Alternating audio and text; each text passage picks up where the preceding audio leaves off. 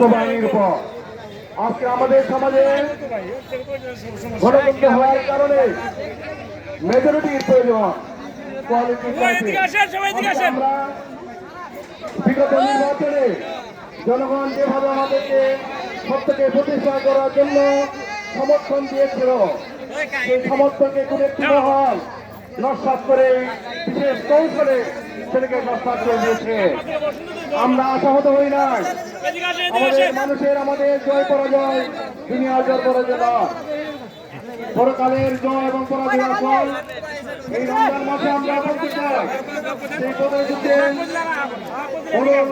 যে সৈনিক, তাদের যে মুজাহিদদের যে সম্মান, আমরা ইসলামী আন্দোলনের ব্যক্তিদেরকে সম্মানে ভূষিত করতে চাই যে আমরা সত্যের পথে আমরা ছিলাম।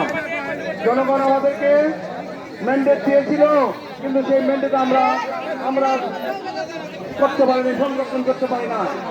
মাহে রমজান এসেছিল আমাদেরকে রহমত, বরকত, মাগফিরাতের বার্তা নিয়ে।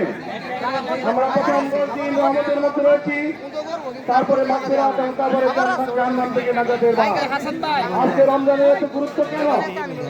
এই মাসের গুরুত্ব হচ্ছে কোরআন নাযিল হওয়ার কারণে। কোরআন মানুষের জীবনে চলার পথ এবং পথেও চলছে না। কোরআনের ভিতরে যালিকাল কিতাবুল লা রাইবা ফীহি হুদাল লিল মুত্তাকিন, এটা মুত্তাকিনদের জীবন ব্যবস্থা কোরআন।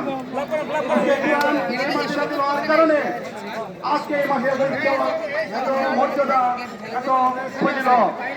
কোরআন নাযিল না হলে হয়তো এত ফজিলত হতো না। কোরআন নাযিলের কারণে এই মাসের ফজিলত। এই মাসে একটি ফরজ আদায় করলে অন্যান্য মাসে 70টা ফরজের সমতুল্য সওয়াব হয়।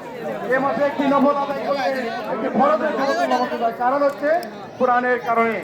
আজকে কোরআনের বিধান সমাজে নাই, কোরআনের বিধান সমাজে নাই, রাষ্ট্রে নাই, আন্তর্জাতিক নাই। আমরা বাংলাদেশ জামাত ইসলামী রাষ্ট্রের সর্বস্তরে কোরআনের বিধান কায়েম করতে চাই। আর এই জন্য আমরা ঘরে ঘরে আমরা ভোট চেয়েছি জন্য।